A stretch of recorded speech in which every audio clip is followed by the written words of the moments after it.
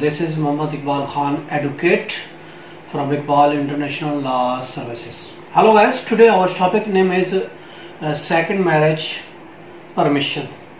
दूसरी शादी की इजाज़त. Second marriage permission.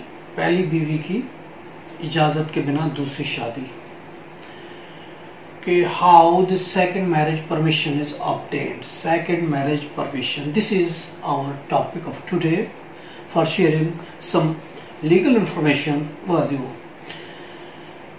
देखिए section 6(1) under section 6(1) Muslim family law ordinance next is 61.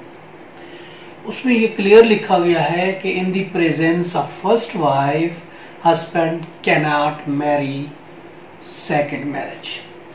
कि पहली बीवी की मौजूदगी में हस्बैंड दूसरी शादी नहीं कर सकता. This is clear mention in section 1 of family law ordinance 1961. हाँ, ये कहा गया है कि with the permission of union council, with the permission of the arbitration council, UC की जो आर्बिट्रेशन काउंसिल है उसकी परमिशन से वो शादी कर सकता है. यानी first he have to seek a permission from the UC, then he have to contract the marriage. This is the procedure second marriage का. This second marriage, if you want to go for the second marriage, first of all you have to get the permission from the union council, and thereafter you can go ahead and contract the second marriage. This is the law, Muslim family law 1960. यानी अगर पहली बीवी इजाजत नहीं देती तो फिर what you will do? उसका प्रोसीजर ये है, you have to file an application to the union council and also give the details reasons for the second marriage. आप उस पर मुकर्रर फीस जो उसकी है वो आप पे करेंगे. एक एप्लीकेशन बनाएंगे, वो यूनियन काउंसिल में एप्लीकेशन देंगे. एप्लीकेशन देने के बाद उस एप्लीकेशन में आप डिटेल्स लिखेंगे कि ये रीजंस हैं. इन रीजंस की वजह से, इन रीजंस की बेस पर I am going to marry a second marriage, कि मैं दूसरी शादी करना चाह रहा हूं, ये रीजंस है. अब उसके बाद क्या होगा, 62 जो है 62 के तहत ये अब हम एप्लीकेशन फाइल करेंगे. अब 63 के तहत यूनियन काउंसिल दोनों पार्टीज के नुमाइंदे मुकर्रर करेगी. They will call to the second party and appointed agents on behalf of the both parties. और उसके बाद हियरिंग होगी, दोनों की तरफ से सुना जाएगा. After the hearing the union council can give the permission under section 6 of 4 Muslim family law ordinance 1961. और उसके बाद आफ्टर प्रॉपर हियरिंग, उसके बाद यूनियन काउंसिल जो है वो फैसला करेगी. 6(4) के तहत फैसला क्या करेगी, either he will give the permission, either he will refuse the permission. ये एक प्रोसीजर है. अब देखिए परमिशन किन सूरतों में मिल सकती है. Now we have to go the reasons. देखिए कौन कौन सी ऐसी वजूहात हैं, कौन कौन सी रीजंस हैं, इस रीजन पर यूनियन काउंसिल वो आपको परमिशन दे सकती है. पहली तो ये है कि कंजुगल राइट्स का केस आपने फाइल किया है, वाइफ ने, कंजुगल राइट का केस डिग्री हो जाता है आपके हक में, और इसके बावजूद भी वाइफ आपको ज्वाइन नहीं करती, आपके हुकूक अदा नहीं करती, fail to perform the matricular obligation. Matricular obligation आपके आज़दवाजी ऑब्लिगेशन जो है वो फेल हो जाती है उसको अदा करने में. एक तो रीज़न ये है. दूसरी रीज़न ये है कि वो मेडिकल अनफिट है. If she is the medical unfit and she is not able to perform your obligation, तो फिर उस सूरत में भी हो सकता है.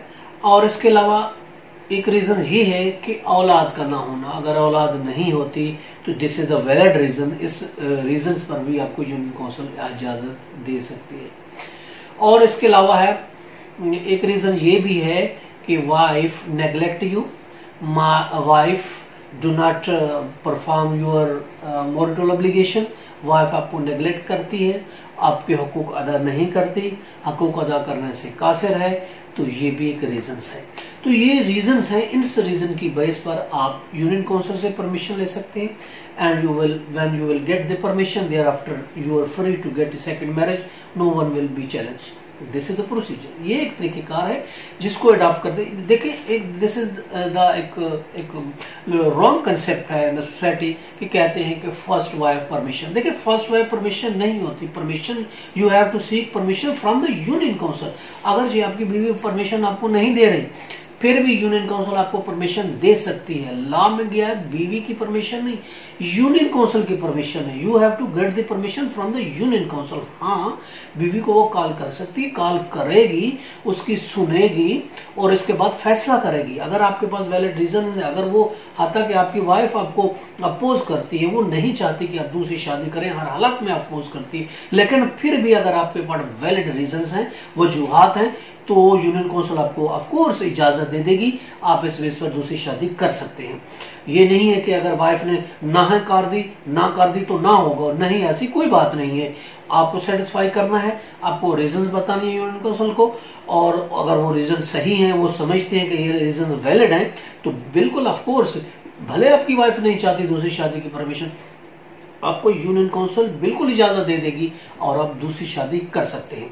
और ये नहीं है कि अगर आपको वाइफ दे देती है, और वाइफ ने 2 लफ्ज लिख के एफिडेविट दे दी, हाँ भी आपको इजाजत, तो इस बेस पर शादी नहीं कर सकते। देखें जो लॉ में दिया गया है वो रिक्वायरमेंट है यूनियन काउंसिल की परमिशन की, बीवी की परमिशन की नहीं है। हाँ, बीवी से पूछा जाएगा, बीवी अगर नो ऑब्जेक्शन कर देती है तो आपका केस जरा आसान हो जाएगा। अगर नो ऑब्जेक्शन नहीं करती तो फिर आपको ऑफकोर्स अपना केस प्रूफ करना पड़ेगा, आपको वैलिड रीजन देनी पड़ेगी। रीजन मैंने आपको बता दिए, इन रीजंस की बुनियाद पर आपको यूनियन काउंसिल इजाजत दे सकती है सेकंड मैरिज की।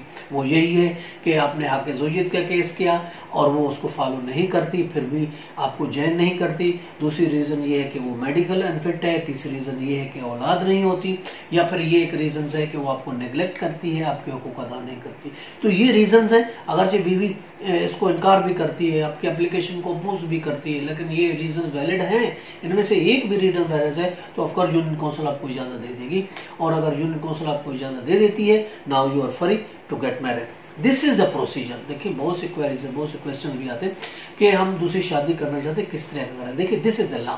इस लॉ को आप अडॉप्ट करते हुए आप ऑफकोर्स दूसरी शादी कर सकते हैं। You have right to conduct a second marriage. लेकिन ये है कि आपको यूनियन काउंसिल से इजाजतनामा लेना होगा। सेक्शन 64 के तहत आपको फैसला करेगी यूनियन काउंसिल, आपको इजाजत देगी और उसके बाद आप फ्री हैं, दूसरी शादी कर सकते हैं। This is the topic of today. आज के ये टॉपिक था हमारा सेकंड मैरिज परमिशन, दूसरी शादी की इजाजत। यानी आप इजाजत कैसे लेते हैं, किस तरह के लेते हैं और क्या प्रोसीजर। हम आपको जैसा कि बताया कि आपको एप्लीकेशन देनी है, रीजन देनी है, डिटेल रीजन देनी है, वजूहात देनी है, उसकी फीस अदा करनी है, यूनियन काउंसिल एप्लीकेशन देनी है। एप्लीकेशन देने के बाद दोनों पार्टीज उसको यूसी कॉल करेगी और उसके बाद फैसला होगा। जो भी हो सकता है फैसला, रिजेक्ट भी हो सकता है, ग्रांट भी हो सकता है। This is the procedure for obtaining the permission for second marriage. आज का टॉपिक इतना ही काफी है और कल नए टॉपिक के साथ फिर मिलेंगे। अपना और अपने गिरदुनवा का बहुत ख्याल रखिएगा। Have a nice day. Allah Hafiz.